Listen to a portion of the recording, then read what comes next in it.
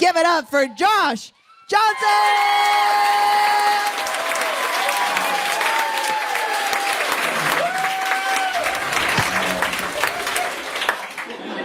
Before I came here in San Francisco, there was a pirate. No, it gets worse. There was a pirate threatening a tourist from Brazil with a blowtorch, right? Which, as a pirate, you really shouldn't even have, because you're supposed to be on boats, you're supposed to be around a lot of wood. You shouldn't even have a blowtorch. That's not even a useful weapon for you, right? It should have been a sword. It should have been like a flint pistol, something. That would have made sense. If he had a flint pistol and he pulled it on him, even in the streets of San Francisco, I'd be like, he's on theme. But a full-on blowtorch, how, right? And when I tell you that this man was a pirate, I don't just mean that he was dressed like a pirate. I think he was a pirate. Like, I think he didn't seem like land was treating him well, okay? And so now he has a blowtorch, right? And he's cursing out this person who apparently is this tourist from Brazil, which also, if you're a tourist, I'm not saying don't go to San Francisco, but I'm saying if you are an international tourist coming to the United States, especially for the first time, and the first thing that happens when you get here is a pirate, a pirate roll up on you with a blowtorch, which in any language is confusing, by the way. Like, you don't need to be speaking English to understand that this is a wild scenario that's happening right now, right? And so, they're over here arguing. Now, the person who really saved the day was someone that worked at a coffee shop that saw what was happening outside, right? And so then they ran up and they were sneaking up behind the pirate, right? Getting real. Yeah, and it was one of those sneak ups where I was like, ooh, if he turned around, you cooked. Like, if he turned around, because he was quick with it, but he was very smooth with all his movements. But it took him a while to like get close, right? Like, he was. You know what it looked like to me? Okay, like when you go to the zoo and something went wrong, and so then one of the zookeepers is like trying to get them back in the cage. Or they trying to like let them know that kid in front of you, that's not food, but they getting close real slow. Like, they're just like, okay, buddy, all right. It's because you know what it is? You can tell the level of danger somebody knows they're in as they approach it by the hip movement. Because he wasn't just walking up like he really like was pivoting as he was getting in. He was like, all right. Okay, all right. It feels like if you use hips only to move forward, nobody will hear you. It's like almost a universal thing when people try to sneak up, That's why you don't see, you like, that's not how your grandparents sneak up or whatever. Because if they tried it, like if your grandma tried to sneak up behind you real good and everything, you just be hearing.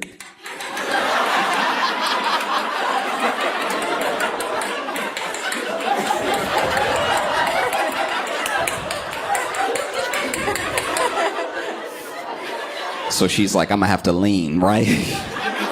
But anyway, this dude is like sneaking up behind him, getting real close, and in an instant, snatches the blowtorch and runs off, right? So now we sort of neutralized the main threat. But the pirate was like, you think I need that blowtorch?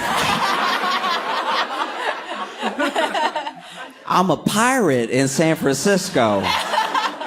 On the streets in 2024, I don't need weapons. My presence alone is a threat. And so then somebody's filming the whole thing, which normally I'm like, why do people do this? Why do people film instead of help? You know what I mean? Like, why do people just from afar and then they're filming and this is another person who could have been helping that because that guy's sneaking up by himself. He's just, you know what I mean? But then as someone who watches all the videos, I do get it. Like, I do. You want to criticize it, but if it wasn't for this guy filming, I wouldn't know this was happening. This didn't make the news. It's just regular San Francisco 5 p.m., right? So then, sneaking up, snatches the blowtorch, runs off, right? Now, as he's running off, now this was almost cinematic. You couldn't have planned this better. Because as the coffee shop worker who was running off with the blowtorch passes the camera, like right as his head passes the camera, you see that the pirate had already started punching, right? So it was just boom like that, right? Now this guy tries to roll with it, and he had good form, especially for a tourist that is being approached by a pirate. I would have just been hit. I would have just been like I don't think I would have moved. Like, this dude really rolled with the punch. Now this is when the two nudists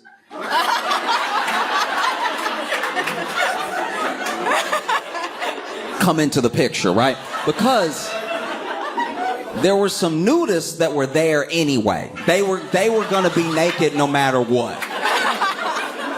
So when the two nudists come up, they're like, this is what we do. We didn't get, because a part of you, if you don't know anything about the culture, you thinking like, oh, they see a pirate, they're like, it must be safe to get naked. They just let you do whatever you want. So they were naked anyway, right? So then one of the nudists sees what just happened, sees that this tourist has been assaulted by this pirate. So then he run up and come in with his, it was really beautiful sequence, because basically the pirate was like, bow, right? And then the nudist comes up and it's like, bow. And then when the nudist swings, okay, so the nudist hit so hard that he did lose his footing, right? So then him and the pirate both fall. And now this is the first point in time where the pirate looks like somebody in this scenario is more uncomfortable than me, right? Like because you see, okay, so the pirate punches that dude and he's clearly like having his own journey, right? But what snaps him back to reality in a moment's time is not only being hit by the nudist, but when they both fall, you can see the pirate. Okay, so the pirate his back is to the camera and you can't really hear him, but you can hear this little like, and then him and the nudist are getting up. Now, if you think, I try to put myself in the mindset of everybody involved in the video, right? Because there's a lot going on, We already got this hero who snatched the blowtorch. Now, this person, we don't know how long they've lived in San Francisco. We don't know how long they worked at the coffee shop. We don't know how long they've known this pirate, right? But the way they sprung into action, you could tell it was like, I have to do something, right? They took it upon themselves. Now, as the tourist, I've already mentioned, you being accosted by this pirate, that's weird enough to make a person freeze, right? But for a second, I want all of us to put ourselves in the mind of the pirate, all right? Because the pirate, we don't know exactly what was going through this individual's mind, but we know it was something to do with maybe this tourist, maybe he thinks this tourist stole some of his booty, maybe he thinks maybe the tourist is standing on the X that he's trying to dig right now. We don't know what's going through his mind, okay? All we know is that he feels emboldened enough and passionate enough to start swinging. And as soon as he starts swinging, he gets a right cross from out of nowhere. He doesn't know anybody else is in this situation with him except this guy. And so then he gets his right cross, so he fall, and the person that hit him also fall. And then when he looks forward, he sees a naked man.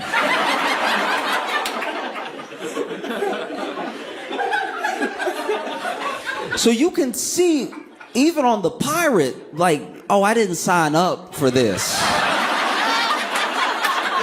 This is too much. Wouldn't that be funny if the pirate was like, I'm a Christian, I don't really...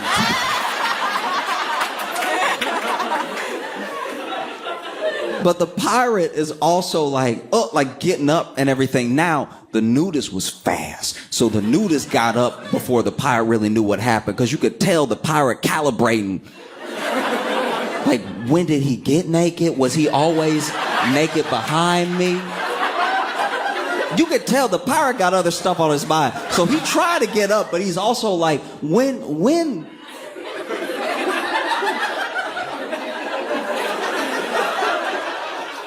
did this guy? And so then the nudist gets up, and the nudist tries to get another lick in before the pirate can get up, because to be fair to everybody involved, you don't know how quick and strong this pirate is, right? Like, is this a PCP pirate, or is this a meth pirate, or is this a crack pirate? We don't know.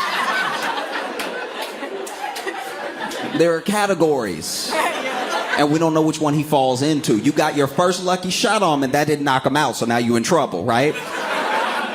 So the nudist gets up quick, and when the nudist, okay, he goes to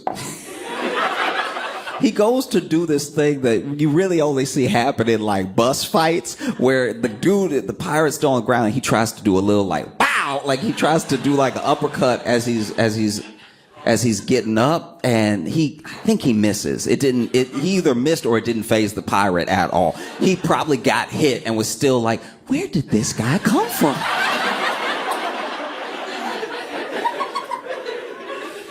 Because also the nudists were white. And so it's on top of seeing a naked man, you just seeing you seeing shades of pink coming at you. Because you got to remember, this nudist ready to fight. So you're not in a regular fight with another dude. Like, also, by the way, I'm pretty sure if I remember the video correctly, the tourist has not left, but he has taken...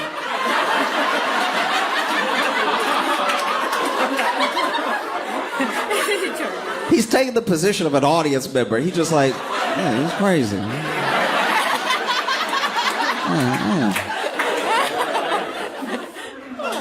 And so then the pirate tries to get that extra lick in, and I think he missed and everything. And then the pirate... They have a couple more little scuffles, because you can tell that the pirate trying to like fight, but he's not trying to get too close. Which is, look, as far as a tactic, because there's a lot that people don't know about martial arts. There's a lot people don't know about self-defense. And it didn't occur to me until I saw that video that man to man, for real, like if you ever in a fight and you don't really want to fight, and you know your opponent doesn't have a gun, right? It's just man on man fisticuffs, right? It would help to get naked. I think the level to which somebody want to fight you goes down the more naked you get. You know what I mean? Like if we have, like you bigger than me, if we have problems right now and you coming at me, but I'm just, like that switches things up for you. Because now you like, what am I going to punch? Like, am I going to... Because even if you win it, you don't really want to, even if you punching, you just don't really want the risk of touching balls like that. Like if you, because let's say we going head body, but then I go high and you go low, and now all of a sudden my whole knuckles get grazed. But you see, y'all groaning, but I'm right. You don't want to fight now. Next time somebody try you in the street, fellas, just start. Because dudes already take their shirt off. The problem is they not stopping. That's the problem. They not stopping the whole fight by just taking the rest off. Because the shirt is like, you're not going to be that encumbered by the shirt, right? Might as well drop the pants. Yeah. Even take the shoes off. Really confuse them, right? And so you can tell that the pirate really doesn't want to like fully get in there. And so the whole thing starts to just fall apart. And the whole time I was thinking like, wow. I was trying once again put myself in the mindset of everybody involved. Like we went through what the tourist must have been thinking, what the pirate must have been thinking. Even the nudist. News had to have something going on in his head to be like, I have to help. This guy is a blowtorch. And even though somebody just took it from, he's clearly trying to attack this person. He just attacked this person. I need to do something, right? I should call somebody. But you don't have any pockets. I wonder if he reached for it too. Like, we need to get the police. I guess it's me then. Then he ran in like a Superman with his balls out, right? But what I really can't shake is what must have been going on in that second nudist mind. Because both nudists, they were together, by the way. I don't want you to think in the story there was one nudist and then another nudist. They knew each other, right? Maybe they were just walking, enjoying a day, sunning. And then they see all this yelling going on. What was that? What could be happening? And then they see this guy has a blowtorch to his side. They're like, oh, I hope he doesn't intend to use it. And then, they see this guy strike, and then, first nudist just jumps in, starts swinging. Doesn't really have his footing right, doesn't really have his hands ready, but he's trying. That second nudist must have been like, damn, I think they got it. Like, I think they good, you know what I mean? I do like how, I'm not saying they waited in a way that, I don't mean this person was being courageous for stepping in, but I do understand the self-preservation that takes place where you wait to jump in till that blowtorch is gone, because I'm naked. That blowtorch might burn that tourist, but it would change my life.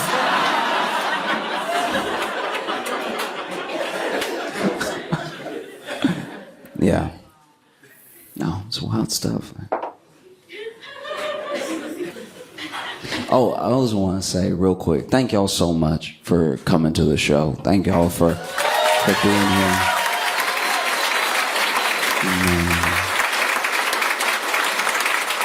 Thank you for an amazing weekend and everything. I don't know, when y'all might have seen me for the first time or anything, or what maybe video it was. I've been posting to YouTube for like a year now, and I started it a year ago where I was just like,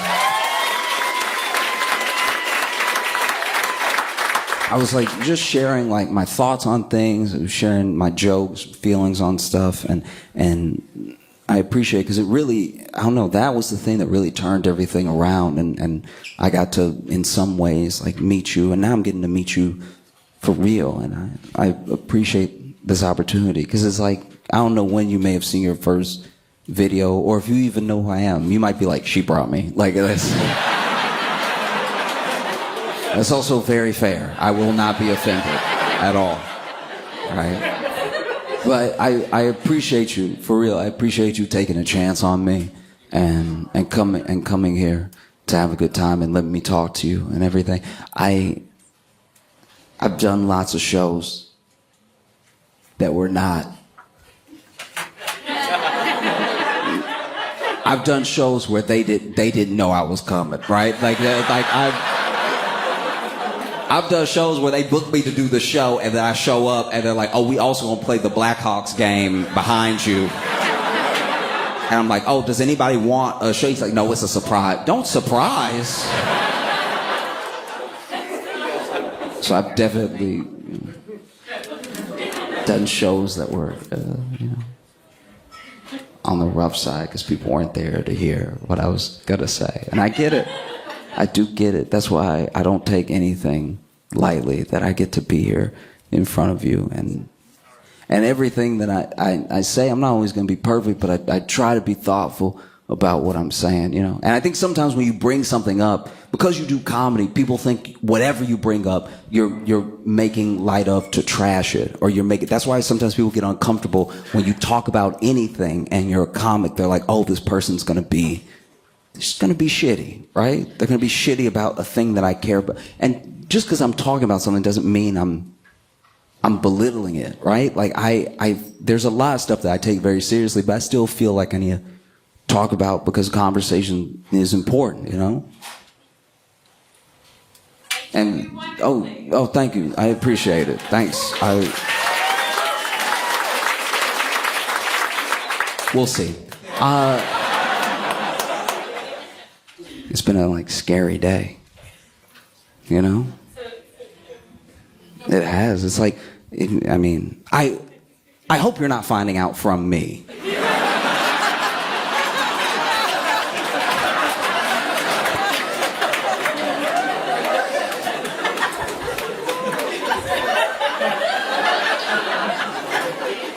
But someone at a rally, someone, don't do that. I'm just telling you what happened. At a rally, someone shot at Trump while he was doing his rally, and I still don't know. There's so much we don't know, but some people say it was a bullet and some people say it was glass, but either way, he got a cut over his ear and the person that was behind him got shot and they died. Right?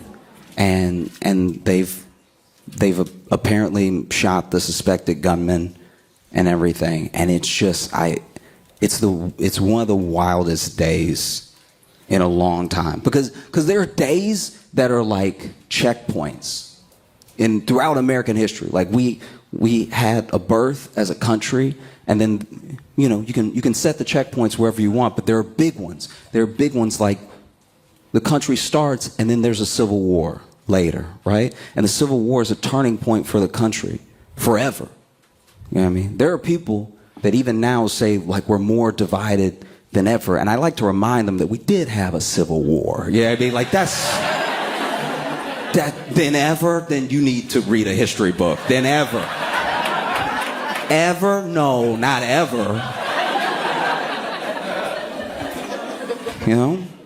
So you have something like the turning point that happens due to a civil war, which even now, even to this day, hundreds of years, there are people that are hundreds of years removed from the people leading up to the civil war that were in their family, that they still have differing opinions on like the Civil War, why it happened, how it went down, what should have happened, right? And then you have Lincoln's assassination. That's another turning point for the country forever, right? Because once things are put on the table with time, they're never taken off. There's always something that could happen, you know? And then you fast forward more, and we've had turning points. We've had really scary days.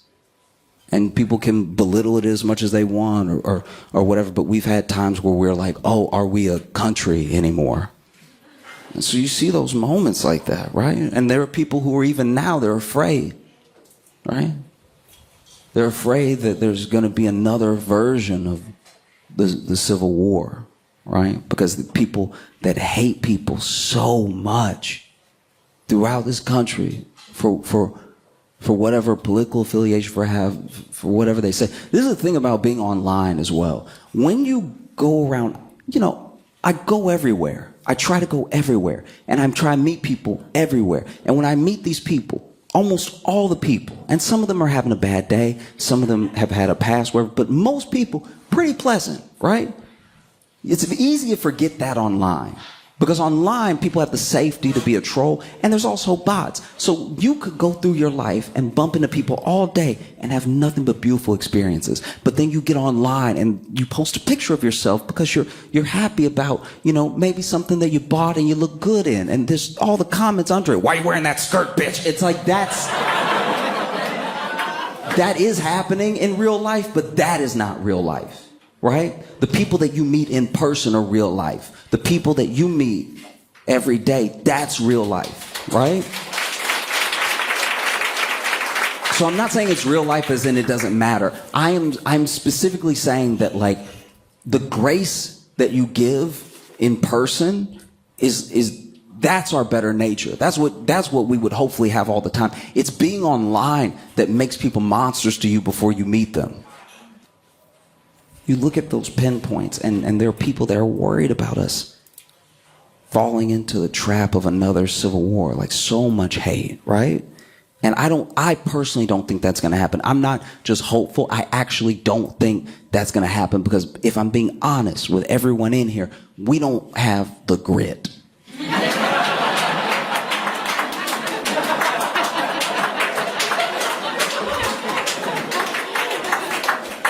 I'm not saying that there aren't people with guns. I'm not saying that people have murderous intentions for their fellow Americans. I'm saying that as a country, it's we would get tired too fast. We would. Like, it would be day 8, and there'd be people in America wake up on whatever side you on being like, again?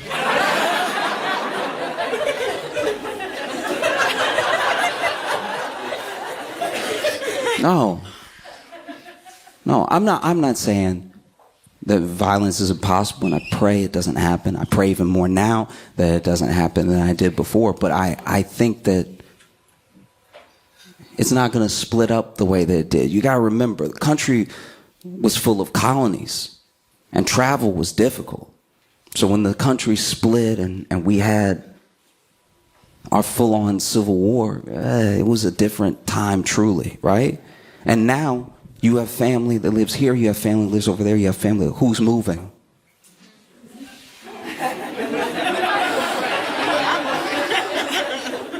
Because we're too interconnected now in a way that I think is good, in a way that actually forms a union, right? We're quilted together now. So no matter how you split us up, whether it's north and south, east and west, eventually, whatever side of the war you're on, eventually someone would be like, I just want a good taco.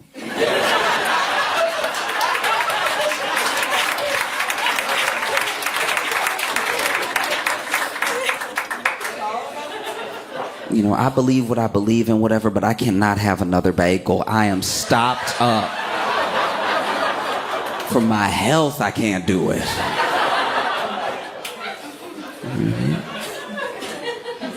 And we don't know anything yet. Like, we really don't. Everyone's talking, right? It just happened. So everybody is talking, you know? It happened like 6 hours ago, and everybody's talking, everybody's speculating. There's already the conspiracy theories. There's already like some vitriol started. There's already, we don't know, and we can't act like we know just because we feel a lot, right? Because this is the other thing. You talk about pinpoints in time. You talk about checkpoints. Civil War then leads to Lincoln's assassination. That's another checkpoint that we cannot come back from, because once things are on the table, they're on the table for the rest of time. That's why you have to be careful what you say and what you do, you know? And so then you fast forward even more. It makes me think about the assassination attempt on Reagan. Because Reagan, you know, Reagan still is one of those figures that's like either beloved or absolutely despised, right? The policies they put forward and the aftermath afterward, you know, people feel how they feel about it, right? But when you think about that person that shot Reagan, right? We were in a different time of division back then. It was still pretty, you know, relatively civil, relatively ideal by today's standards, right? But let's say we had lost our minds then and been like, oh, this is a plot, this is an inside job, this is a conspiracy. Let's say we lost our minds when Reagan got shot, and then you actually talk to the shooter, and then you find out why he did. He's like, oh, I just wanted Jodie Foster to like me.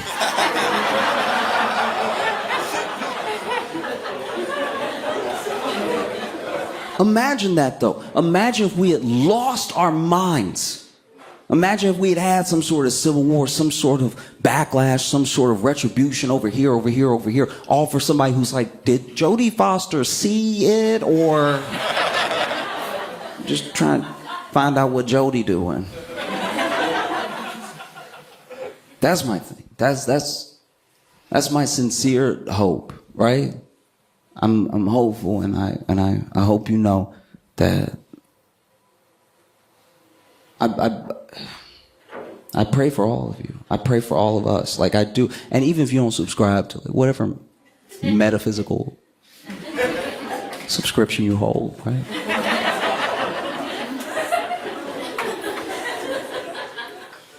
You know?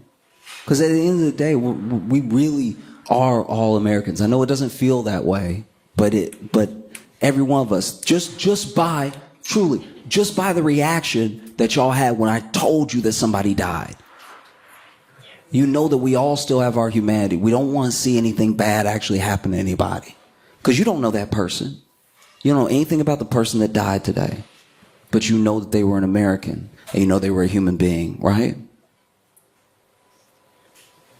And so I think that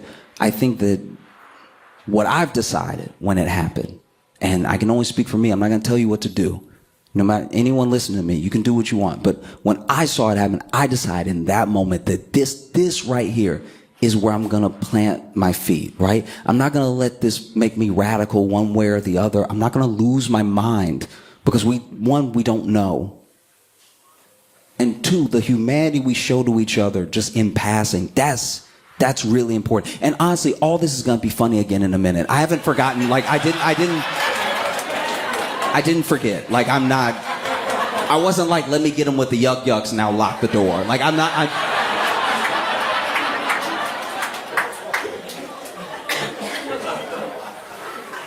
just hope, like my sincere hope is that this can be the thing that like scares us straight.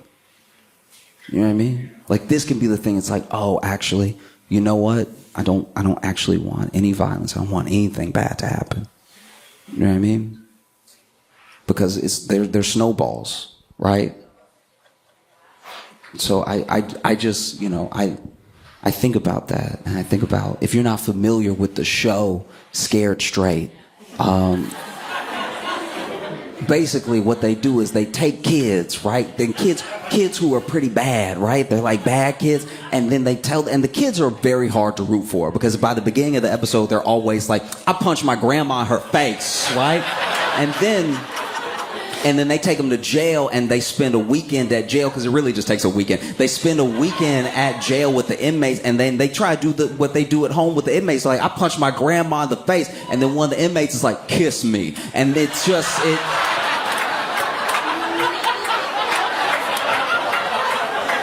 it changes, right? It changes the vibe. And I'm not saying it works for every kid, by the way. I'm not saying that this is a foolproof thing. We can talk about child psychology however you want. But I'm saying for the kids that it does work for, it was actually something bad happening that woke them up, right?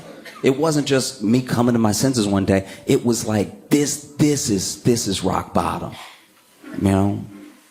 You don't just wait for rock bottom. You don't just try to fall until you find it. You can decide it for yourself. This feels like granite. I think I'll stop here, right?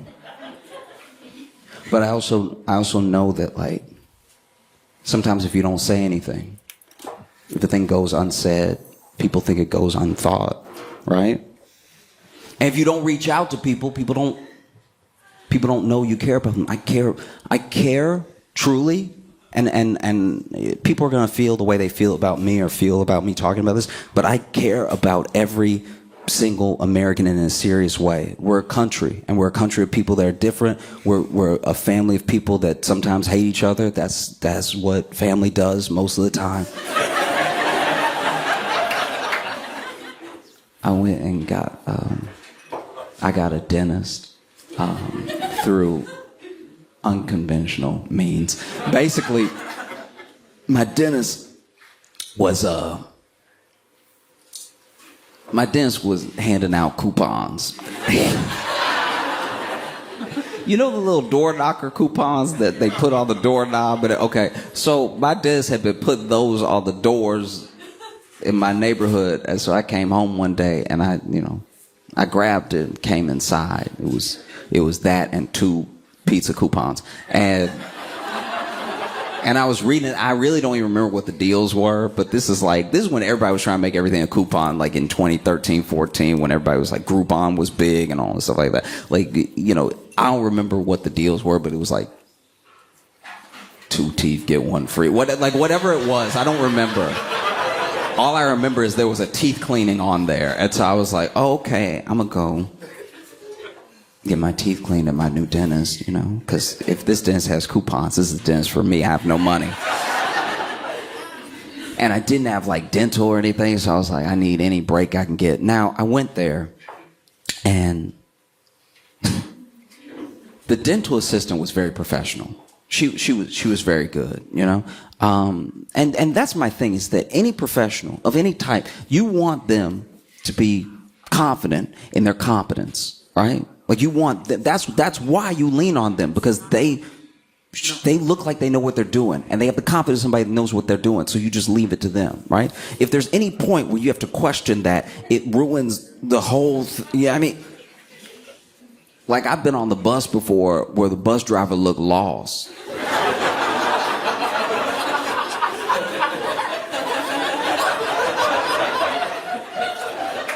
And I'm sitting, I'm like, why is he checking his phone? Like, but I'm in this dentist office. The dental assistant is amazing, and she's, you know, very quick, and she's asking me the question. They even do the x-ray of my teeth where they put the thing in their mouth. They're like, doo, doo, doo, doo. That's your teeth, right? Like, she did all that stuff. And then my dentist comes in. And my dentist, my new dentist, walks in. And he is very clearly missing a tooth.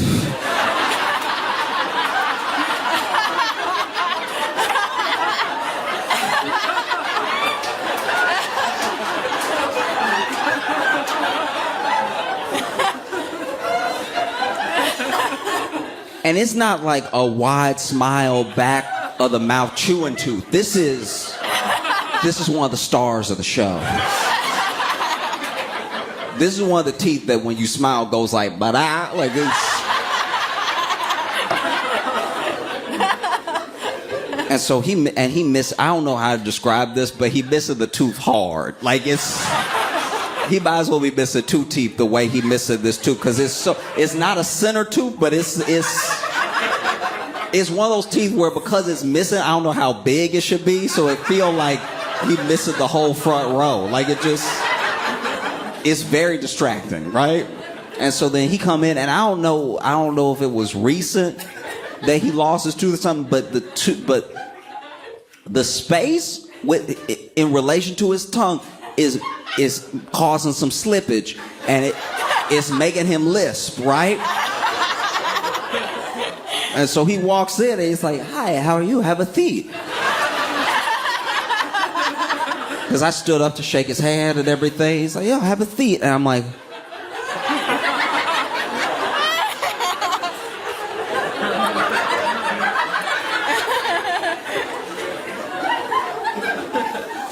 and then this dude is like, so he's sitting next to me, right? And he's talking, and he's asking me all the questions. And then so, how much do you floss?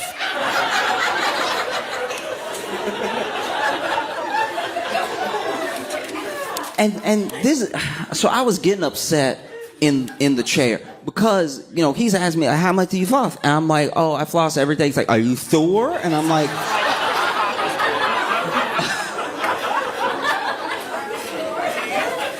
I got so upset. I didn't say this out loud. I said it in my head, but I was like, okay, but which one of us is missing? You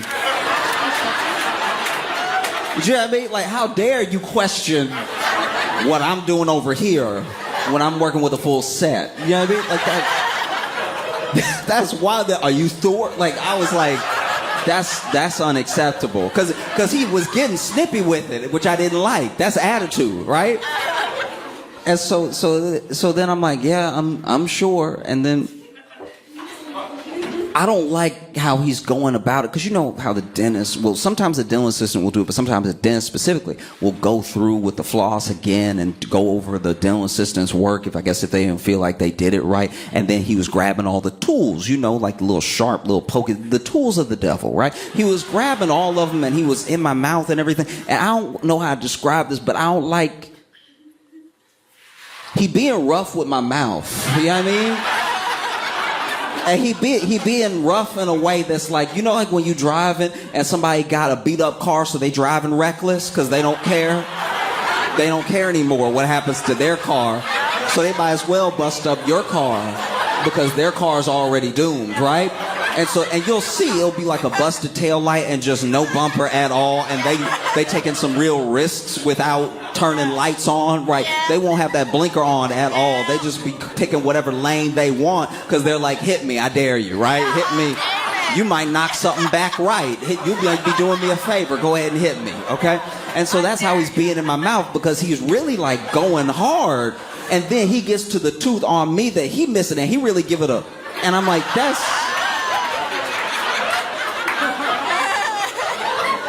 that's not okay, you know?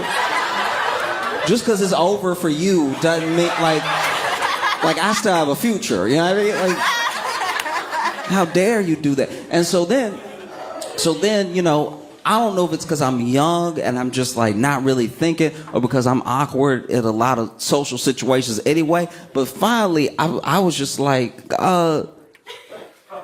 so what happened?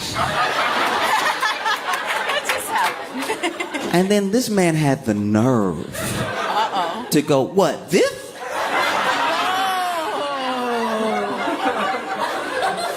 What else could I mean, sir? No, there's something on your lip. No.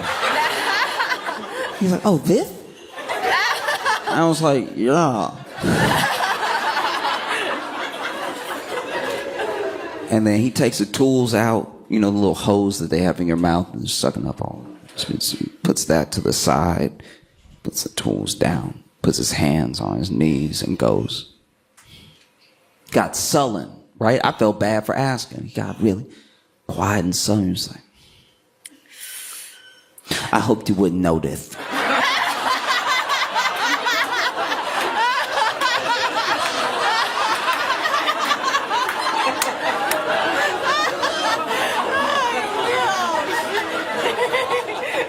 Sir, you came in here teeth first.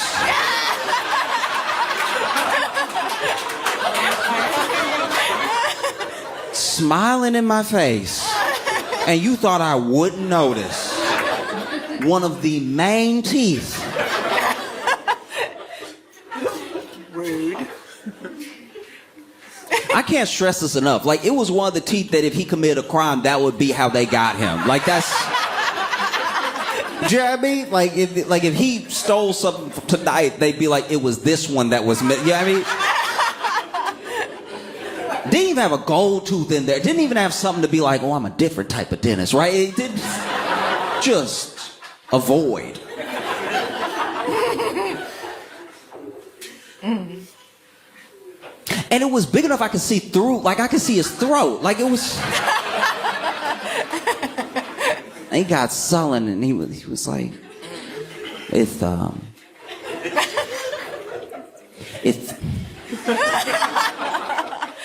actually recent.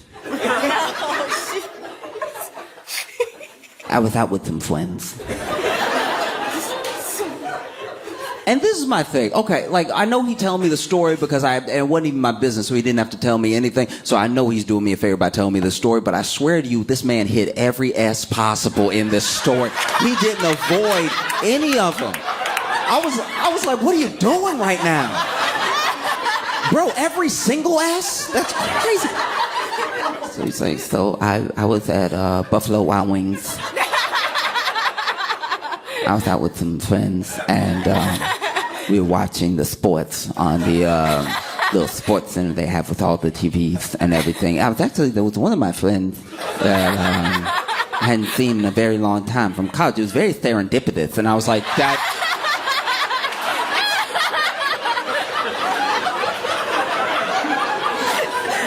Don't do that. You didn't need that one at all. That was... You could have said fortunate. That...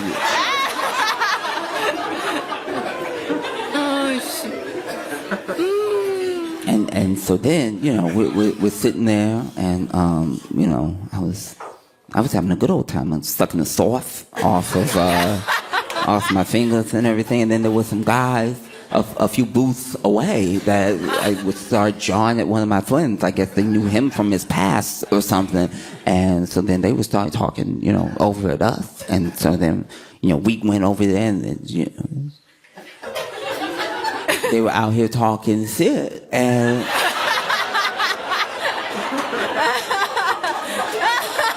it's like truly some of the most Chicago shit I've ever heard in my life because these like out here talking shit, and then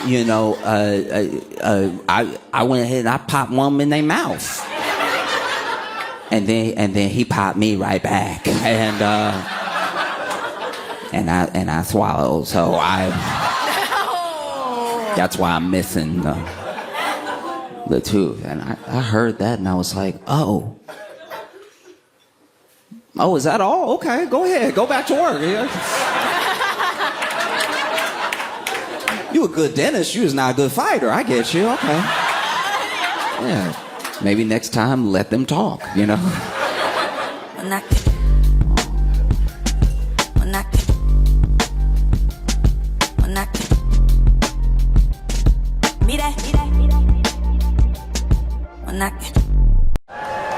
Please make it loud for Josh Johnson!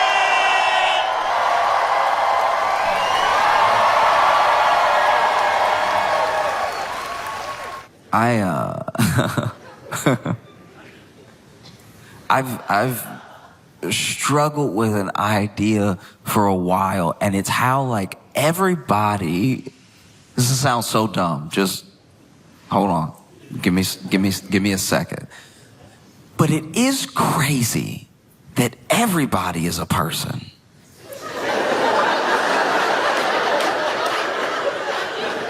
What I mean by that is when you're like a little kid and you just living your life, you go to school and then you go home and then sometimes you play with your friends and sometimes you stay in and you watch cartoons. You know that you have a life. You know that you're a whole person, even if you don't have a full awareness of yourself. You know that you go to different places and you do different things. Even when you have a new experience, it doesn't even occur to you to be like, oh no, I don't do that. Because you're a kid just experiencing the world. But there are boxes that we put people in. I think it's completely unintentional. I don't think there's any malice behind it. But I remember the first time that I realized that someone who I definitely cared about and I definitely enjoyed their company and I definitely liked was a whole other person.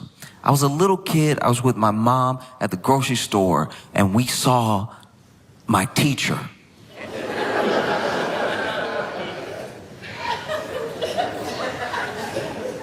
And I was shocked. I was like, I said it out loud. I said it to her. Why aren't you at school?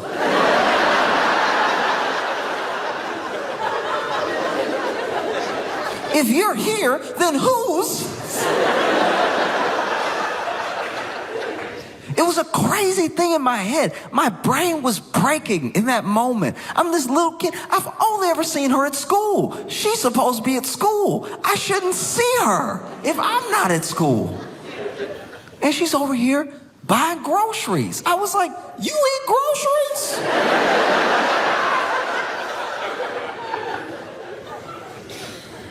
This is wild. And then she was over here having a conversation with my mom. They both ignored me asking why she wasn't at school. I still had questions. And then she, said she'd see us on Monday and walked away. And in my head, I was like, Monday? It's Saturday. She's not even gonna be at school tomorrow.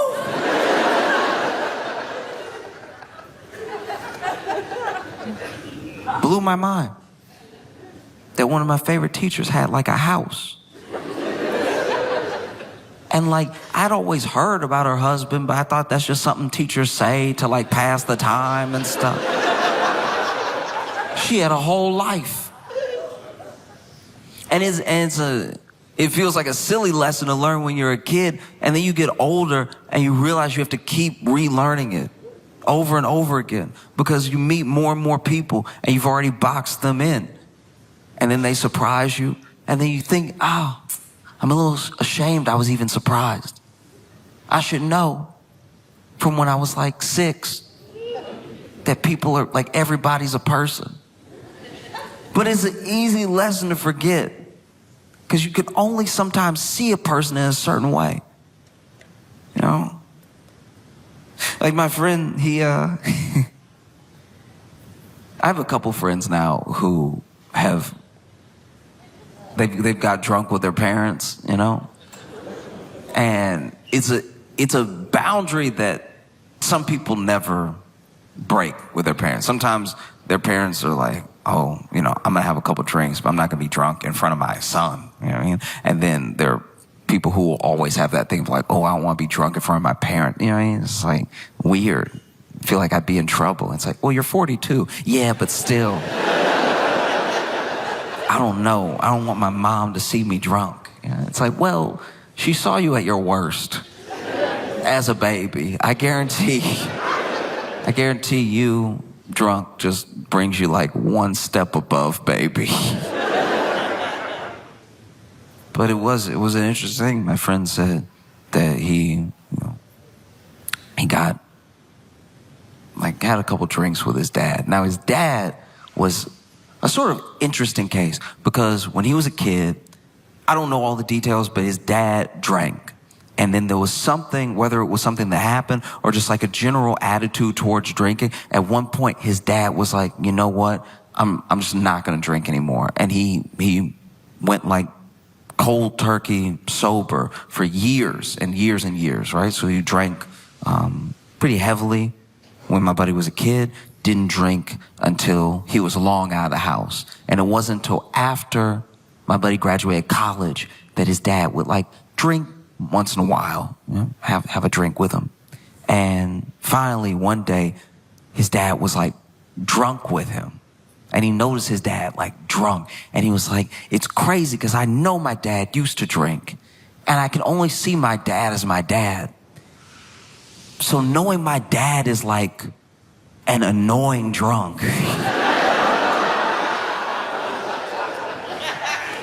I don't know. I guess I forgot he could be a whole person. Like, because his dad had this weird, like, rivalry with him when he was drunk.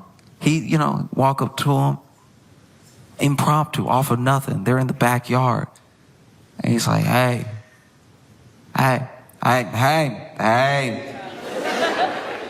You know, looking good, young man, looking strong, looking tough. I mean, you looking real strong. You know, what? You think you're stronger than me? What? I mean, no. Do you think you're stronger than me? We should race. You want to race? And he knows that a foot race with his dad sober wouldn't even be a contest. So he's like, nah, Dad, I'm good. He's like, no, come on. You know, if you're scared, say so. If you're scared, say so. If you're scared, the old man still got it. If you're scared, say so. Said he made it into one of the most annoying songs he had ever heard in his life. Just until he would raise him, if you're scared, say so. And finally, he's like, all right, look, we'll race, fine. And he thinks if he stands up, his dad might just forget, you know, because he's at that level of drunk where he's on a mission, but not a mission he has to complete. Y'all know that mission. It's one of my favorite missions to watch people have on like a night out. You know, especially with like, but one of my favorite side quests in any night out that a bunch of ladies are having is finding one of their phones. One phone will go missing, and it will be the biggest deal in the world for 12 minutes. And then the person whose phone is missing will be like, let's just dance. It's like, all right, but you should go get your phone though. Like, you do need to call an Uber at some point and get home. Like, we need your phone. It's like, yeah, but like later, like, I don't know. It's just like, I don't even care. It's like, this is my song.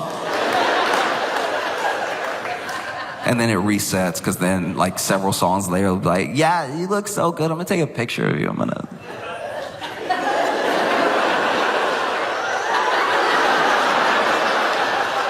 Oh my God, everybody stop. Everybody stop. Not their friends, everybody in the club stop. Everybody stop. And so this dude stands up thinking like his dad's about to be over it anyway. And he's like, Dad, I really don't want to, like, we're having a good time. Like, let's just chill out. And his dad goes, no, race me.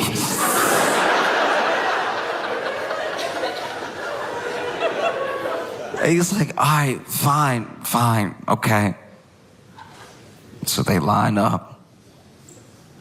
And he's not really gonna race his dad. He's gonna like walk and let his dad win so he can feel good about being annoying for 15 minutes. But his dad stands up and he's ready.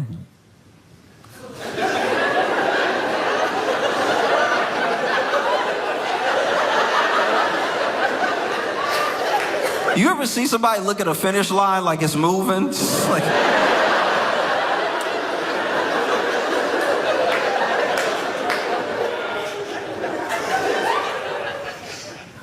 And then he said, all right, you ready? And they had already decided that his mom would say when to go. And so she said, go. And my buddy didn't even go. His dad took 3 steps and crashed into the patio table.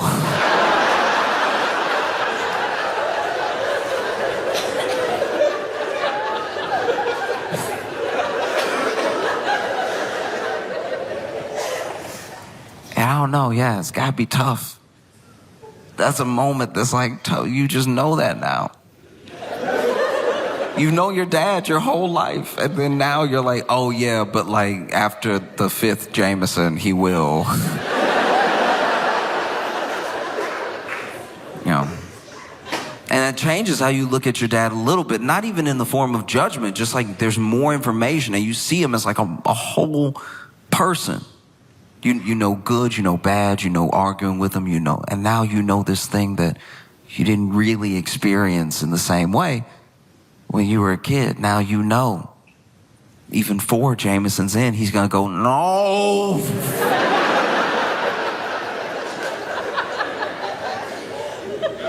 Oh. Like I don't know if it's possible to remind yourself every time, every day, that a person is like a whole person. Because we are so distant. Person to person. Like when you meet someone that you've maybe heard about, you can only go off your impression. That impression is colored by whoever told you about this person. And it's hard to remember. I try to remind myself all the time that like, we're meeting this person. Nothing nice has been said. But I'm sure they have a dog. I don't know. Like some redeeming quality. You try to approach it like that. And, you know, I fail at it a lot. You know, sometimes I let, whether it's gossip or just like a preconceived notion, take over. And then you end up being friends with this person. And you feel even worse because you're like, oh, I judged you so harshly when we met. You know, some of my best friends, when I met them, hated their guts. I hated because I was just like, oh, just look at his face.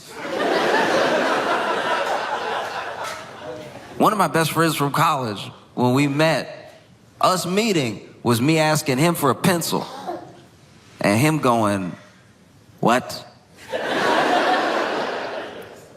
And so I just turned back around. I was like, all right, jerk. Turns out he just didn't hear me.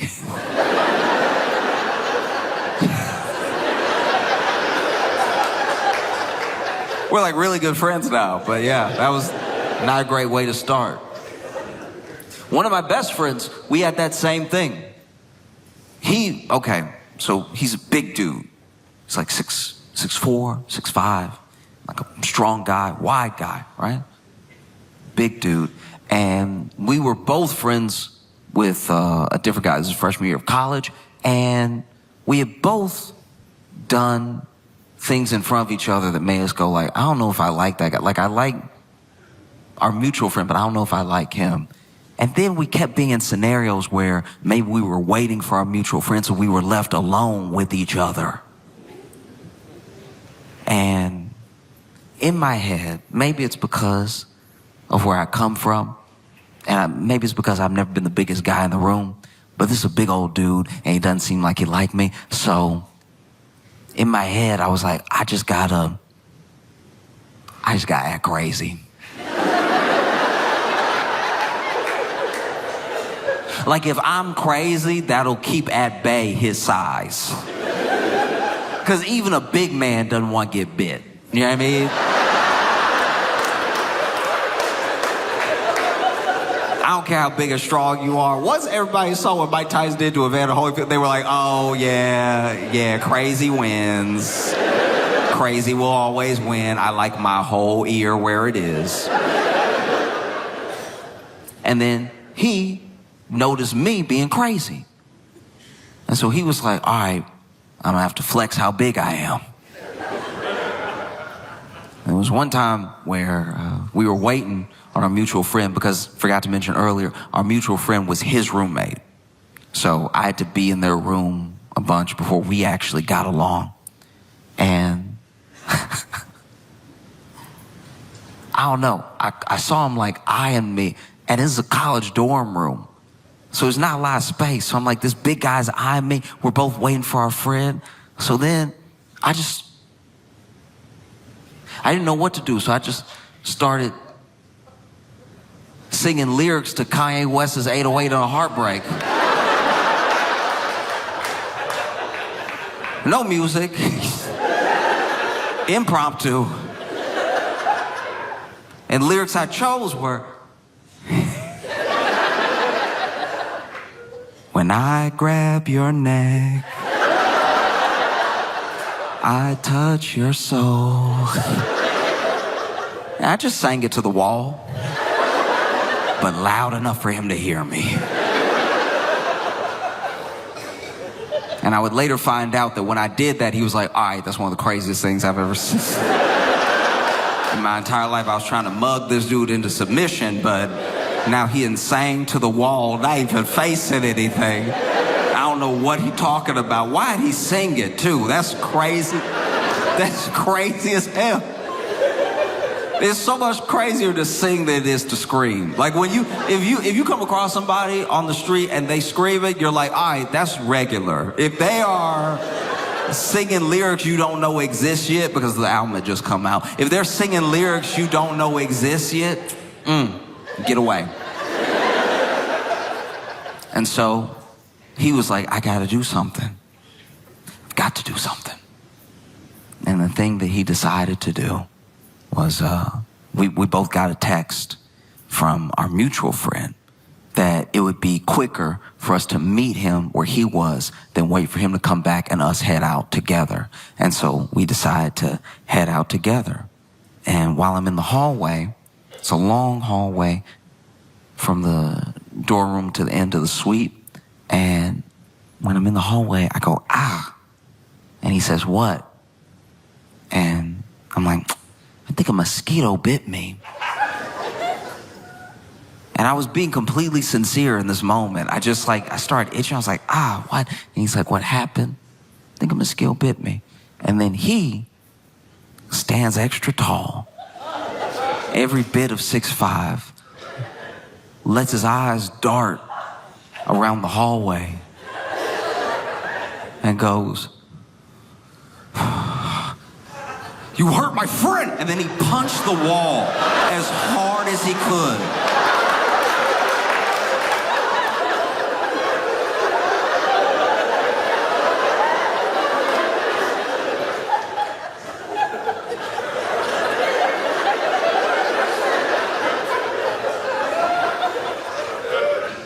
And when he moved his fist from the wall, there was a dead mosquito.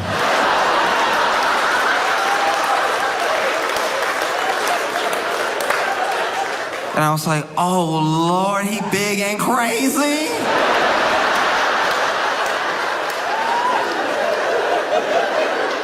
Oh, I'm sick. Oh.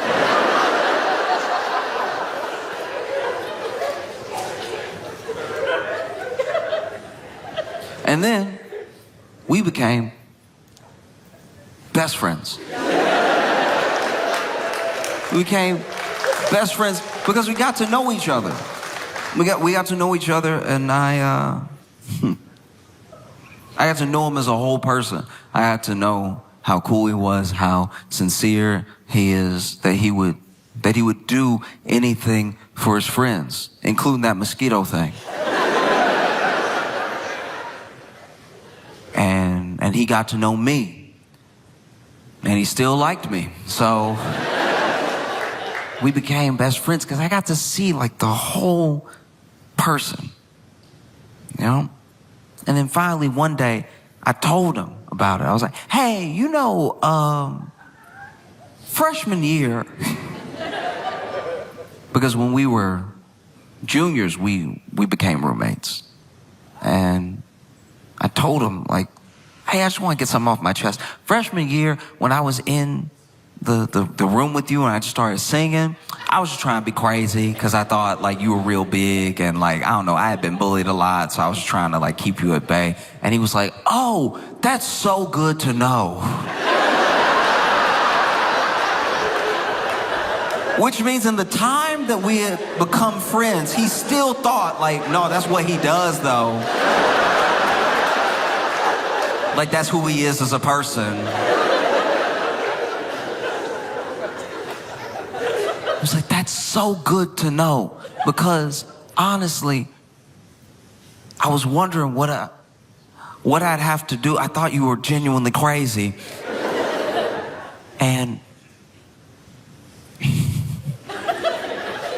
that's why I punched that wall.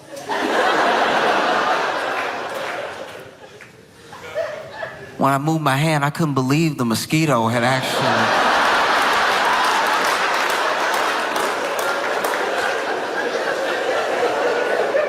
It's wild stuff.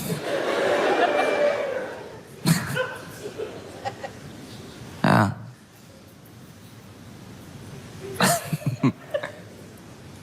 Yeah. Because it's tough sometimes accepting that someone was like a whole person. Because it is easier. If someone sucks, it's easier to just, you know, lean on exactly what you know, and that's enough for you, and they suck, and that's the end of it. It's not necessary in your mind to get down to the deeper root of the issue about why they might be the way they are. Whatever. They suck, and done talking about them. You know? Like when I think about some of the most powerful people in the world, I think that way all the time. I forget that it's like a whole person because they suck. They suck so much.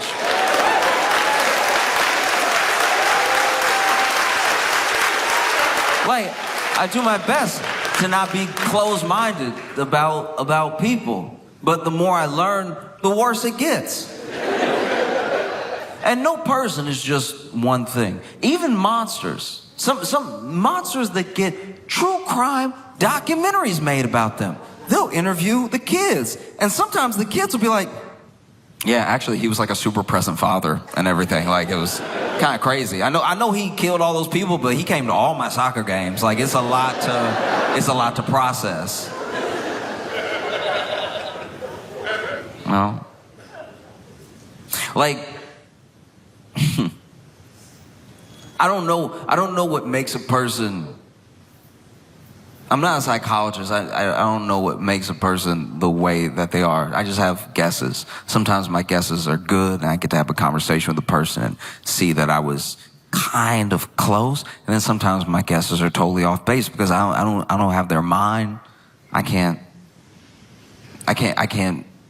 act like I know why someone is the way that they are. I know for certain because of the people that I've been around. I know that sometimes when you grow up with real money, real privilege, it can be very difficult unless you are like delusional enough to accept the position you're in as anything more than like the randomness of who is born to who. It's very difficult to feel like you've made or earned anything yourself.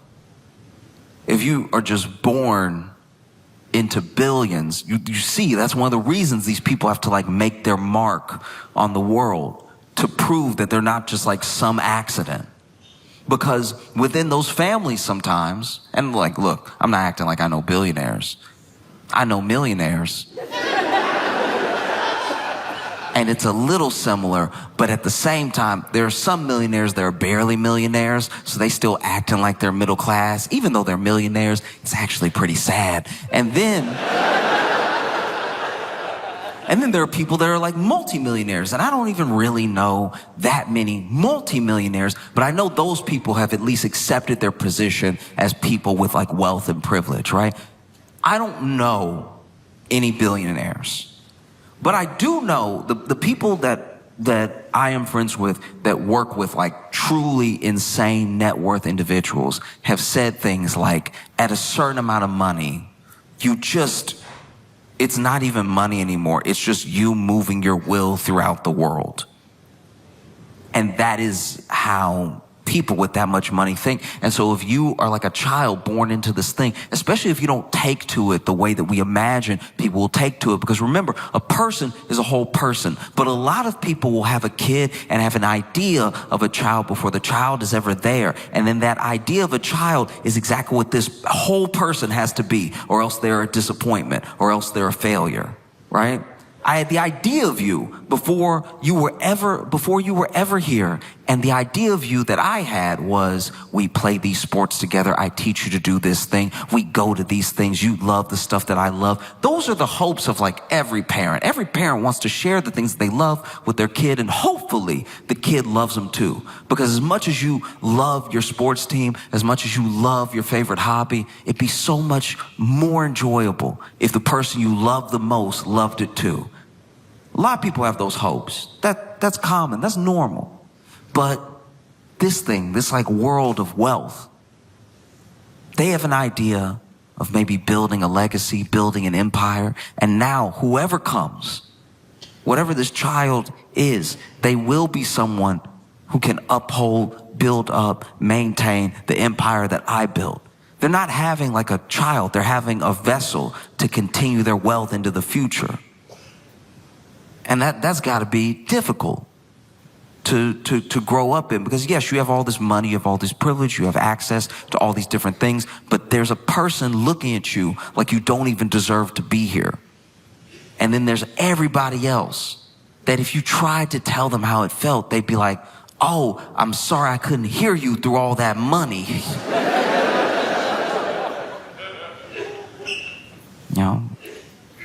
Cry me a river. You ever felt a penny before?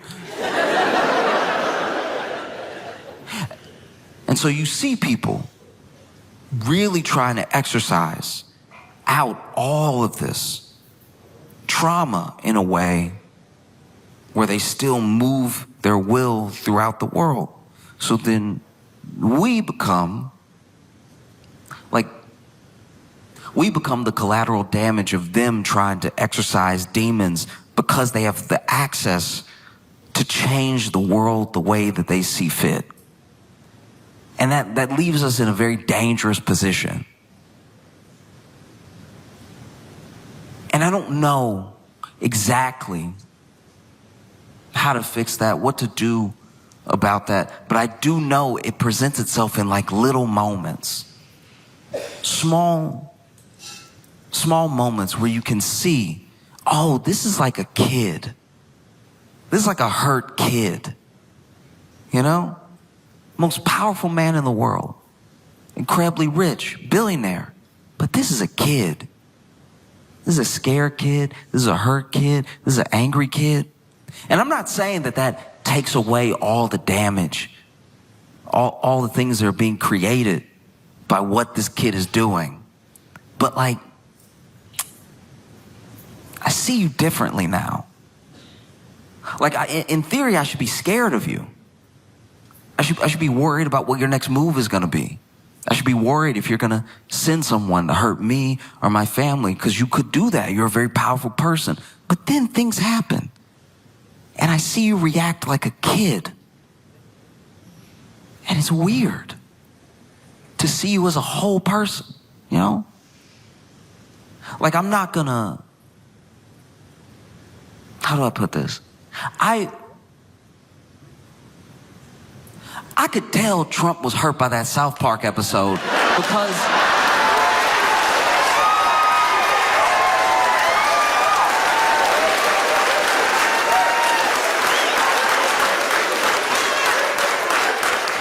because the White House released a statement.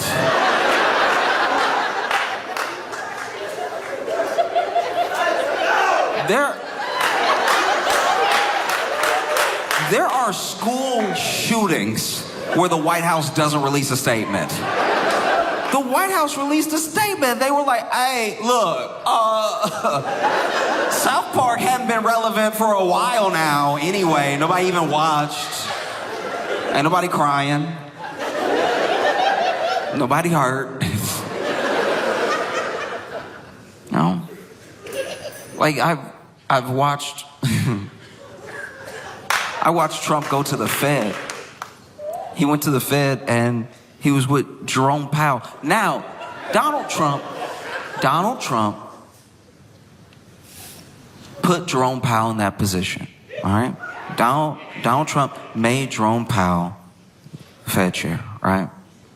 And now Donald Trump can't stand Jerome Powell and doesn't know who appointed him.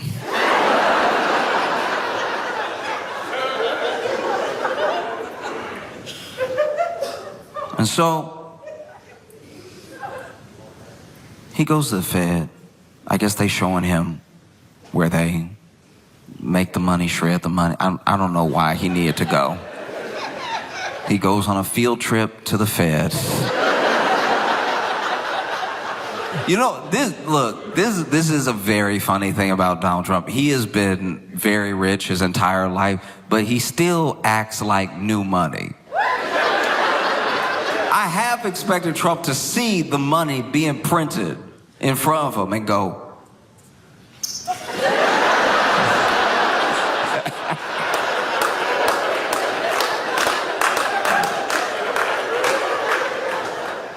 but this dude he's at the Fed with Jerome Powell, and look, you can say numbers. You can say numbers in whatever order you want. No, you can say numbers and he can say more numbers.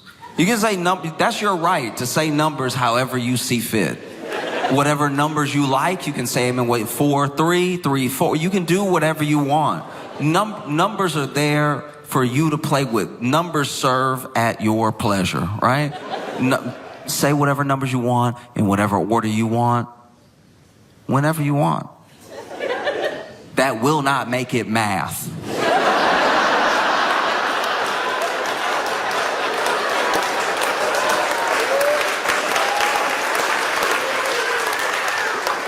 And so Trump is talking to the media, and he just like throwing out numbers. He's saying numbers, right? Numbers, good numbers, and some bad numbers. Let's get those bad numbers out of there. Good numbers, more numbers, extra numbers, right?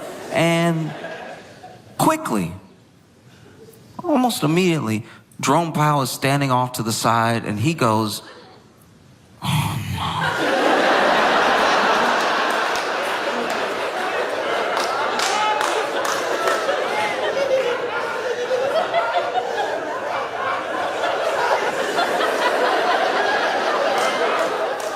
Jerome Powell was shaking his head. You know those people who got like perfect pitch? Jerome Powell was shaking his head like somebody with perfect pitch going to karaoke. Like it's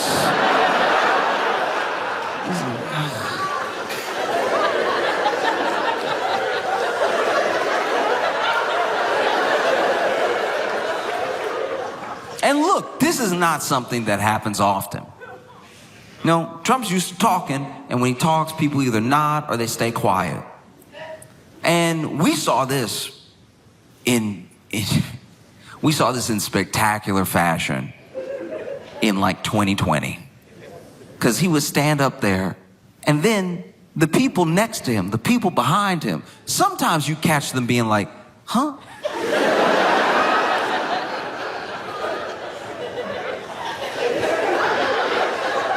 Like they were still trying to process what he said. But then he would just be talking. And sometimes he'd even turn to them, look for some confirmation. What do you think about that? And then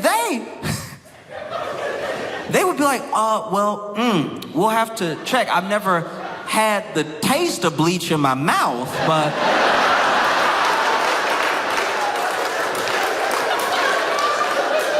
I suppose anything's possible. These experts, these doctors, these people, they weren't doing the thing that they should have been doing, which was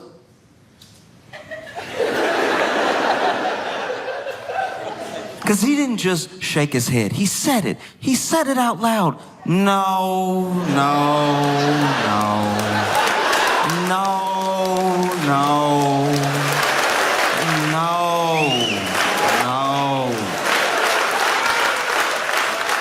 Maybe we wouldn't be in this position if more people, and I'm not even talking about politicians right now, I mean more people who have to deal with government had the courage to say, no, that's not how medicine works, no, that's not science, no, that's not English, no. A simple no is powerful, you know? And so sure enough, Trump hates Jerome Powell. Trump hates Jerome. Oh, he hates Jerome. Oh. Trump hates Jerome. Trump hates Jerome. Like, let Jerome.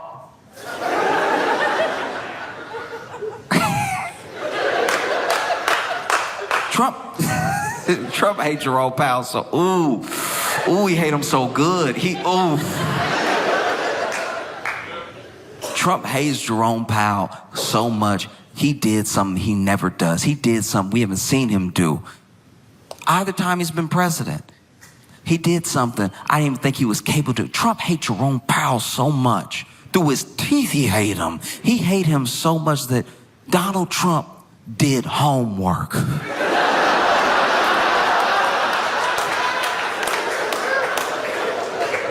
Because he was saying the numbers, and he was saying the numbers, and he was saying the numbers, he was saying the numbers. And then Jerome Powell went, no. And even Tim Scott was next to Trump, nodding and saying yes, while he was saying no. Yes, with those big teeth, saying yes, swinging those teeth, yes. But Donald Trump heard Jerome Powell's no, and it was almost like he had practiced this. He was ready. He hates Jerome Powell so much.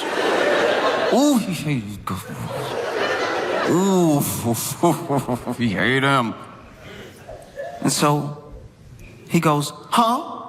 What? No. Oh, well, I have the paper right here. And then Donald Trump pulled out a piece of paper and handed it to Jerome Powell like it was checkmate. I had never seen this man prepared in his life. Usually, when Trump has a chart or a piece of paper, it's because he already has a point he's trying to make, and he's just using that to illustrate. Trump has never had a Trump card.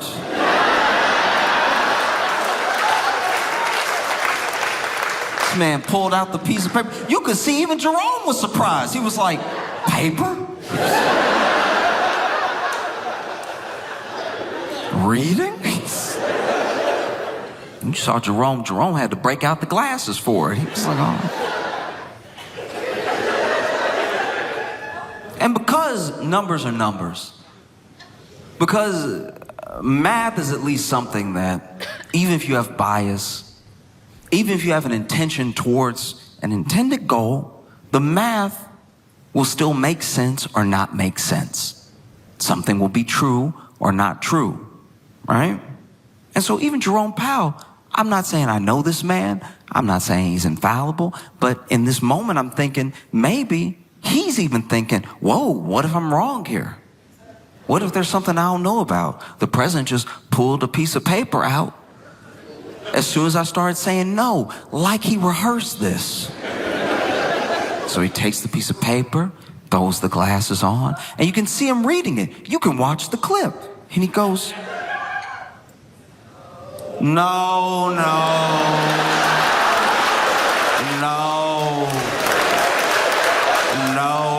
this old, no.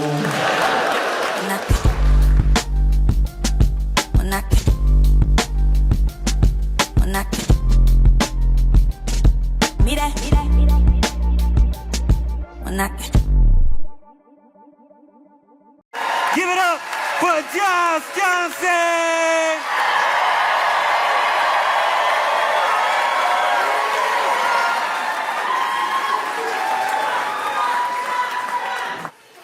I think that debate is incredibly important.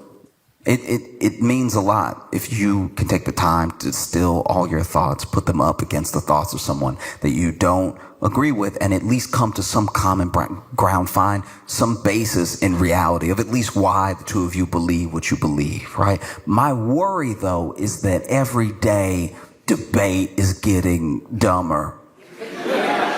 Like in a way that's not even savable now. I mean, it's one thing for us to disagree about something and then try to talk the thing out as best as possible. But what's happening now is insane.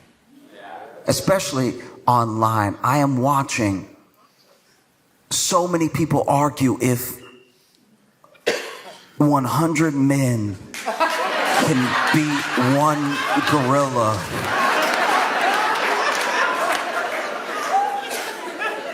Based on the comments I am seeing, I'm terrified that one gorilla might outsmart 100 men. This is very bad. The logic is not lining up here at all. It's a gorilla. It's gorilla. You don't really need to know much. It's gorilla. Gorilla. Like it's a gorilla, and it's 100 dudes, but we haven't even established the parameters of the battle. We haven't. Like, some people, for their scenario, they want to use 100 UFC fighters specifically. And it's like, all right. Okay, maybe. But also, where is the battle taking place? If this is 100 men versus one gorilla in an open field, maybe everybody can flank them and surround them and jump on each other and try to smother them or whatever the plan is. But if this is just a gorilla running into a Blink Fitness, everybody dying. Like everybody die. Every single person in there is dying. If this was just a gorilla running up into church, then yeah, nobody's making it. The plans are insane. The ways that people who I know don't actually own dry erase boards have gone to the store,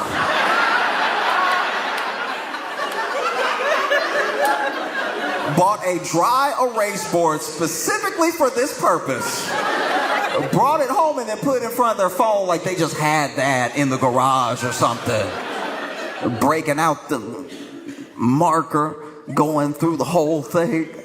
And this is what gets me, right? Is that no matter who you talk to, anyone that really believes that these 100 men are going to beat this one gorilla, no matter who you talk to, everybody is like, all right, look, some of y'all will die. It's like, that's why it's not going to work. You didn't say us.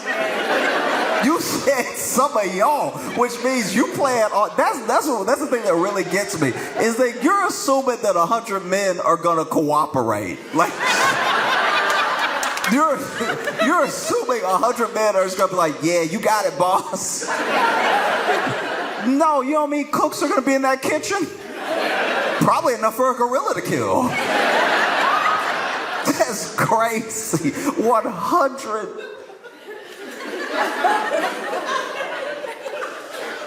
I've been going, it's been a week. It's been a full week of me arguing with people. I'm like, guys, it's a gorilla.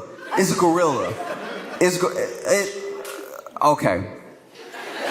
No. This is important. This is important, all right?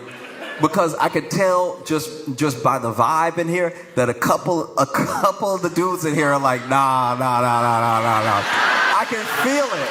I can legitimately feel it.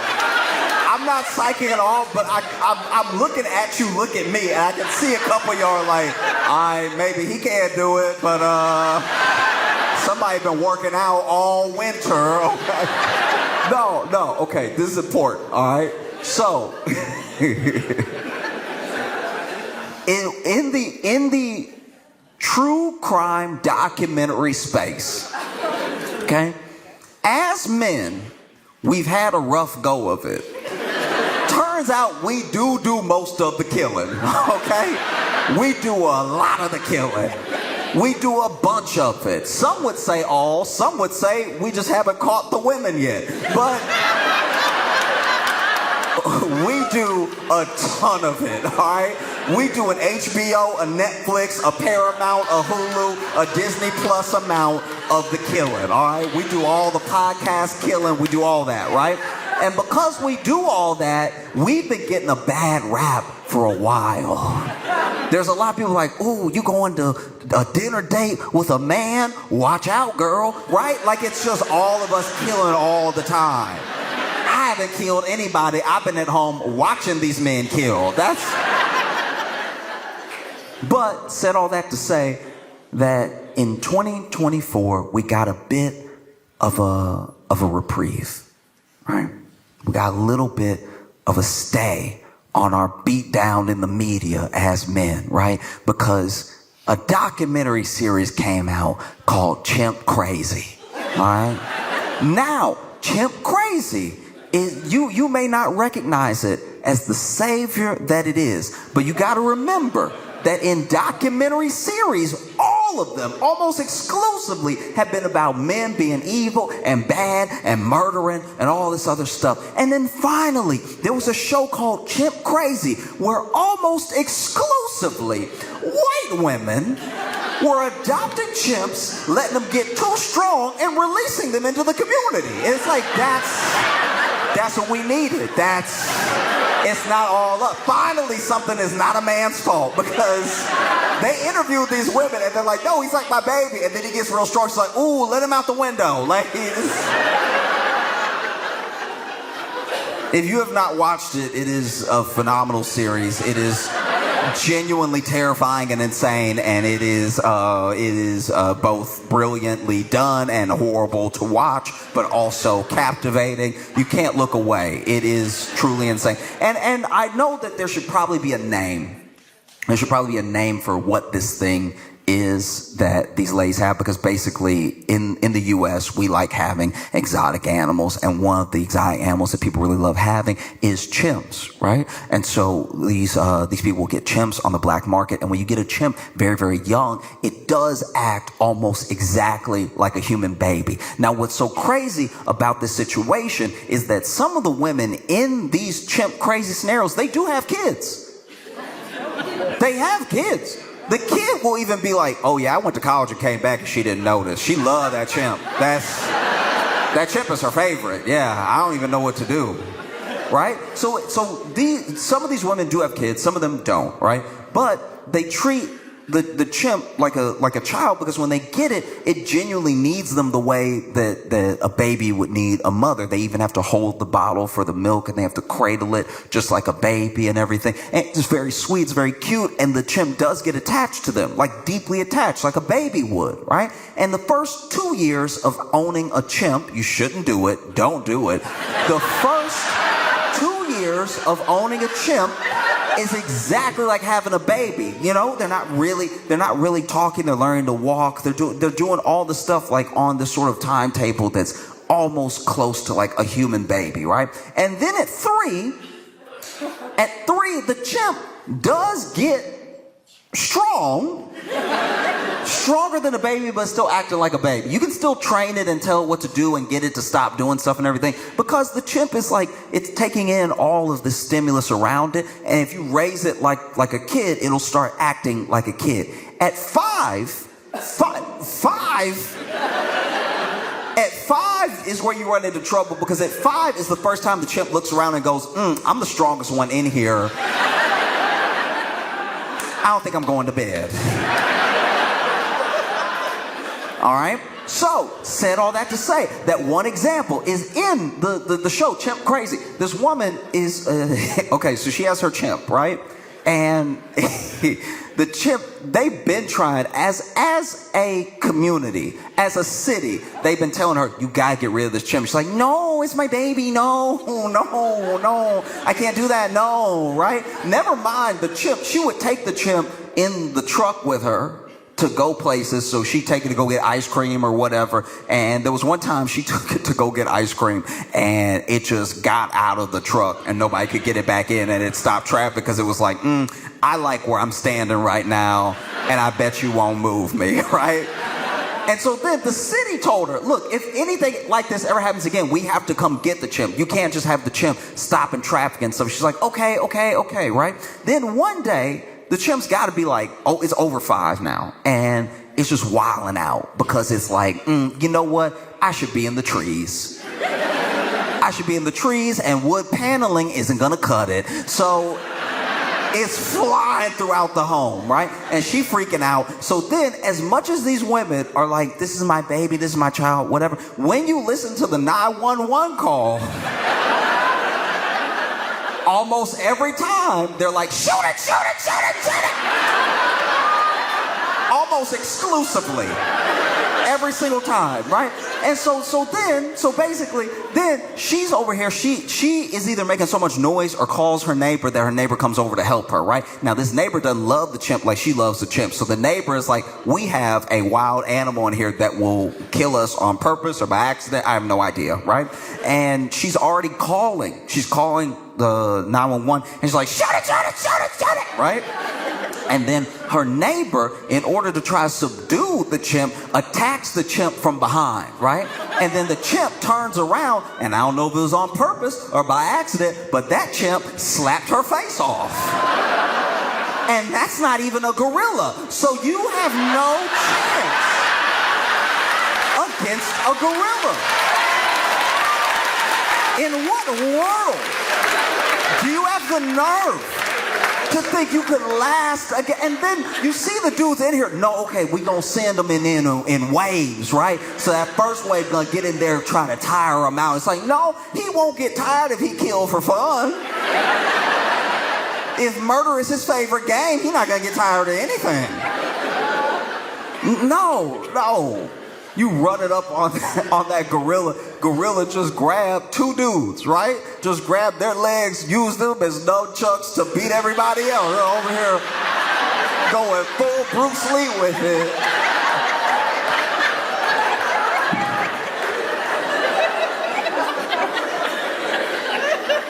No, it's insane.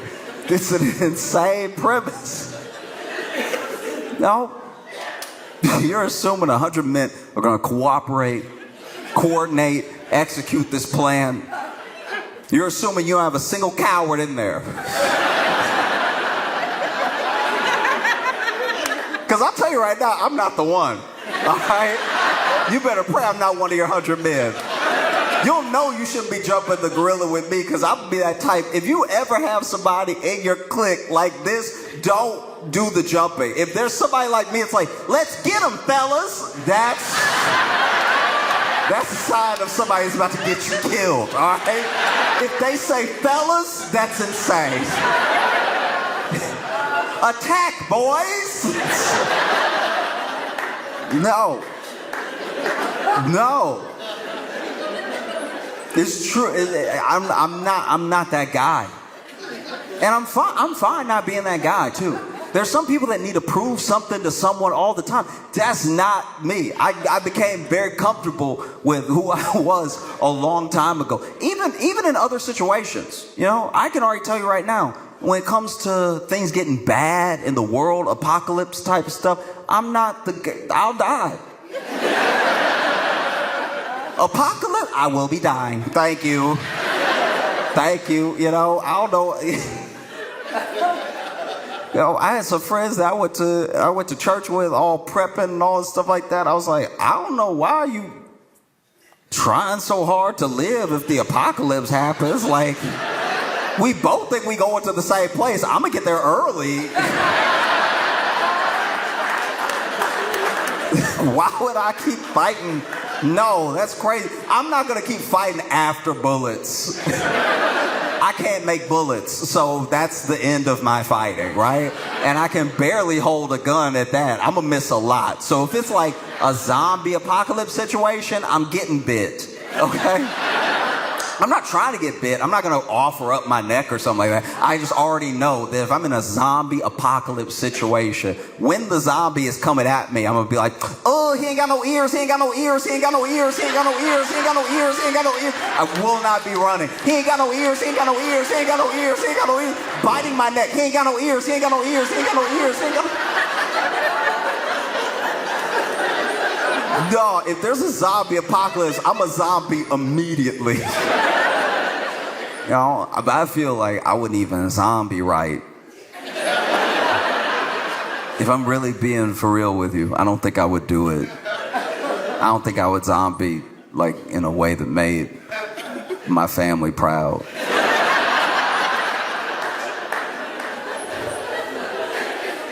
Do you know what I mean? Like, I don't think I could. Because I'm already not a fighter. I wasn't fighting enough to not be a zombie. I was ready to die. You know, like I've watched The Last of Us. I was like, would not be me. That's not making it to season 2, probably not episode 3, all right? You're not gonna catch me fighting to live in a world with no Wi-Fi. Are you serious? What are you doing? I'm out here trying to treat this water, drinking dirty water, but I put charcoal in it, so maybe that'll get some of the... Just so I can read by candlelight? Are you serious? No.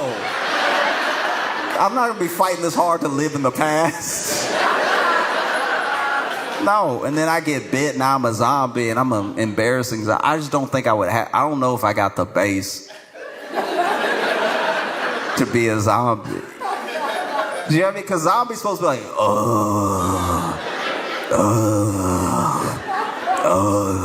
right? I don't know what it is. I feel like I would just be like, ah! Like,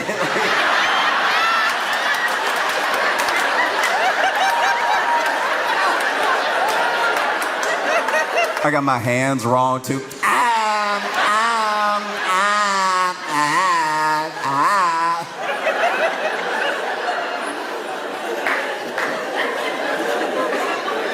Zombies don't even want to hunt with me. They're like, ugh.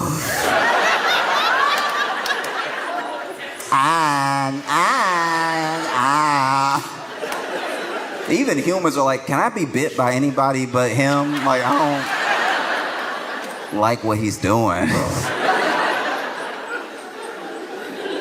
Oh, new zombies trying to show me how to zombie right. Like maybe, I don't know, who knows? Maybe somebody I know got bit before me, and zombies can like communicate a little bit because it's like a virus that you both share and you trying to spread it to other people. So there's pulling people aside, trying to get them to give me a chance, you know. And over here like,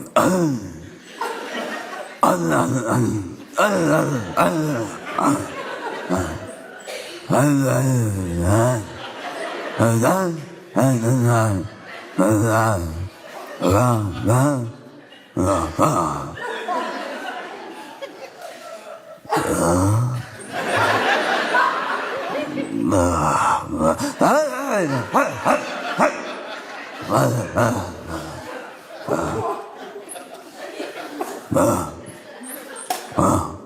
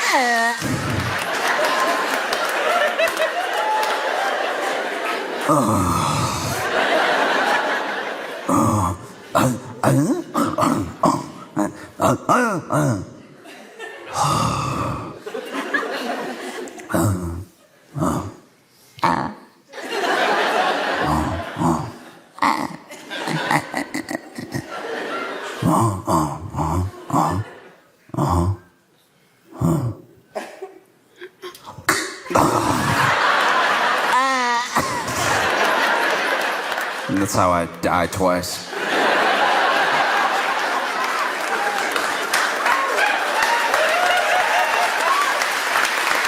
Like, all I'm saying, all I'm really trying to say is that I'm not like a survivor in that way, you know?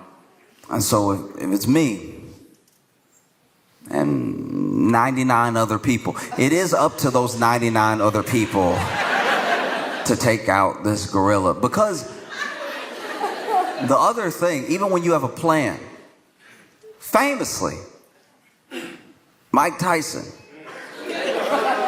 said everyone has a plan until they get punched in the face. In the case of a gorilla, everyone has a plan until they get their whole face slapped off. Because even if we're all charging in, let's get them, fellas. Even if we're all rushing in, right? And we're boot to boot, side by side. You're there to protect the man next to you, and you're running in with everything that you have. We will, out of instinct, stop the first face that comes on. We will be like, ooh, that, just that hesitation alone, 3 more of us died. Just that, oh, you can't even have that.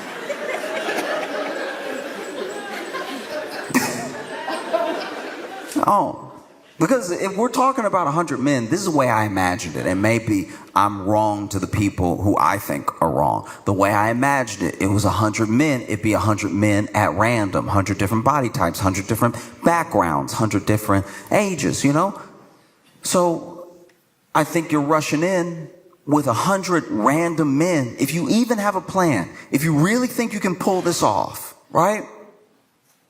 I think you still have to take into account who you're going to have by virtue of that randomness. Like, I think out of 100 men, you're going to get at least 9, maybe as high as 13 actual martial arts practitioners. People who actually know how to fight. And actually knowing how to fight may not save you, because you got to remember, men lose fights to men.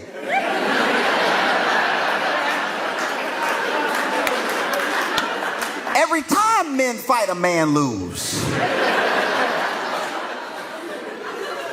So just because he knows some stuff doesn't mean it's going to be effective. You might have your jiu-jitsu practitioner in there.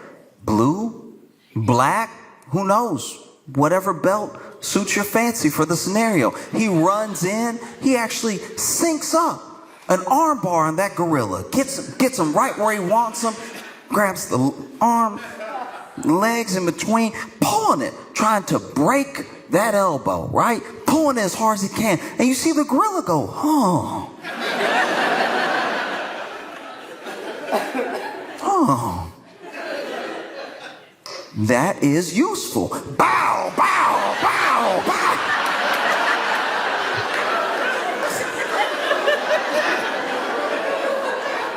Now you just made the gorilla a gauntlet to beat the rest of us with. You know? Get a Muay Thai fighter in there. Ooh.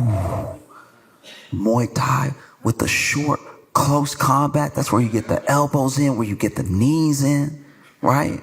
And maybe he gets that gorilla right where he wants him, jumps up, wraps his hands around the gorilla's head, goes for that knee, right? And then the gorilla's like, that knee was delicious.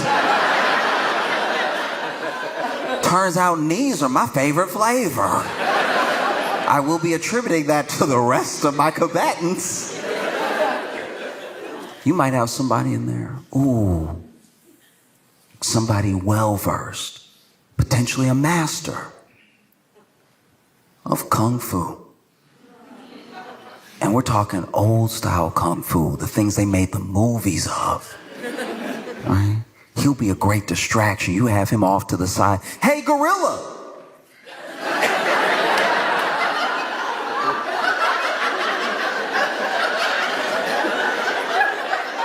Y'all now.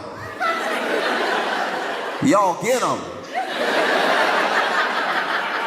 Hey, get him. Hey, hurry.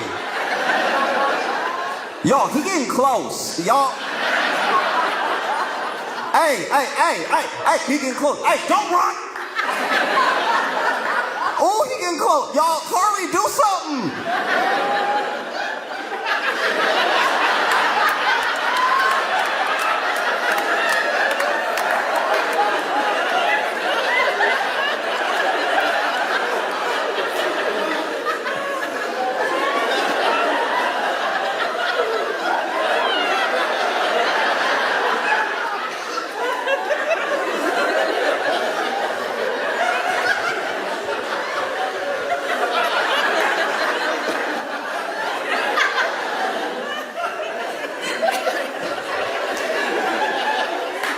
The last half was in heaven because he died away, like halfway through that.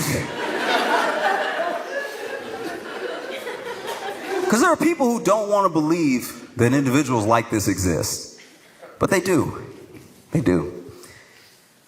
Out of 100 men, you're going to have at least one of those people that's really gifted with animals. And I don't mean, by the way, like a vet. I mean gifted with animals the way that they make TV shows about those people. You know those dog people? Those dog whisperers? They make the whole TV show. You don't know what, he doesn't actually train you in what he doing. He just knows how to do it. You know, dog acting all bad and everything, and then he whisper in the dog's ear, and you can't tell what he's saying. He's just sort of making noises. But the dog is like, ooh, you cooking. Okay.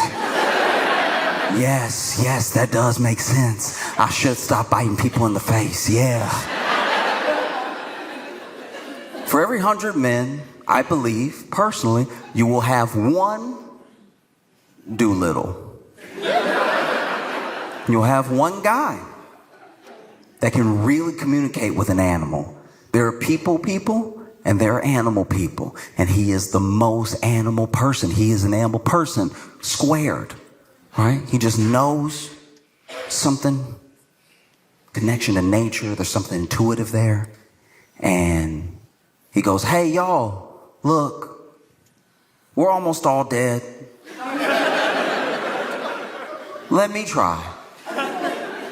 And you're inclined to let him try because you're down to like 43 of you. So if it didn't happen with 100, the odds are getting slimmer by the guy.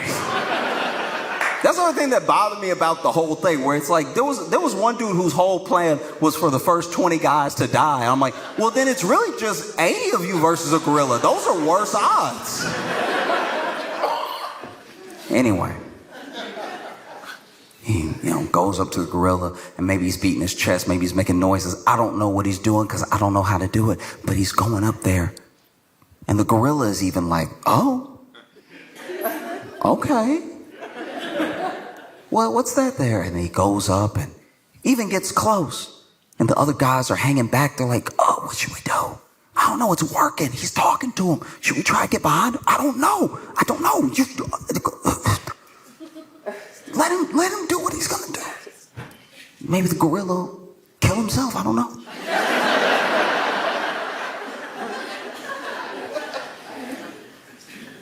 He goes up to the gorilla, and he's communicating in whatever shared language, shared motions, movements that they have. And he tells that gorilla, hey, look. It's about 43 of us left. Kill everybody but me.